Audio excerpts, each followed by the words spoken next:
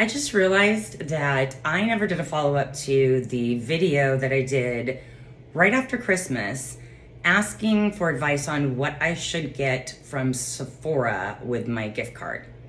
So I'm going to show you what I got and I'm going to give you my thoughts on each of them. Super late to the game on this one, but I finally got the Makeup by Mario Skin Enhancer.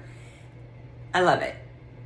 I love it. It's so much better than the Wet n Wild contour stick. No. And it's quite a bit different in cost, but there is a difference. This really is very natural. When I put it on, I don't feel cakey. I don't feel like it's just really heavy everywhere. I tap it on, it goes a very long way, so maybe expensive, but it'll probably last a while. And it does look more natural to me, and it also feels weightless. So do I think you have to get this? It is so much better. No, I love this, and I think this is great, and I still use this. But this was a good purchase. I'm happy with it. The Hause Labs Foundation.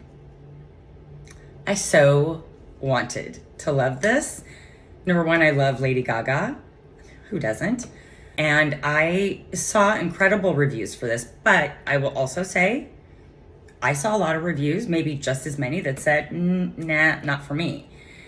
And that's a really important thing to remember and to keep in mind, that just because it didn't work great for me does not mean it will not work great for you. It's not a crap product.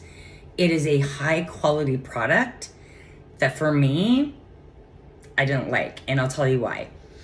It went on very natural. So at first, loved it, loved the look. It's the wear for me. I've got other far less expensive foundations that at the end of the day, I feel like hold up, and I feel like the lines and some of the discoloration on my face that a good foundation kind of helps to blur is still holding up really strong.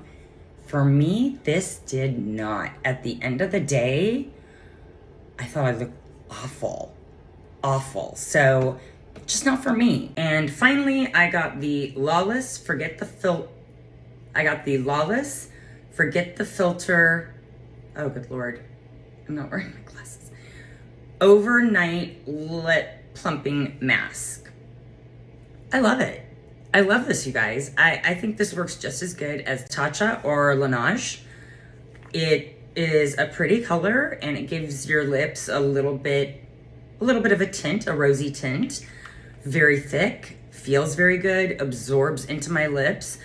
Not, incredibly cheap. It was $21, but less expensive than Tatcha or Laneige. So this one was a win for me. I really like it. Now, by telling you the pros and cons of everything, was I de-influencing? I guess that's the trend or trendy word or trendy thing to do. But here's what I have found.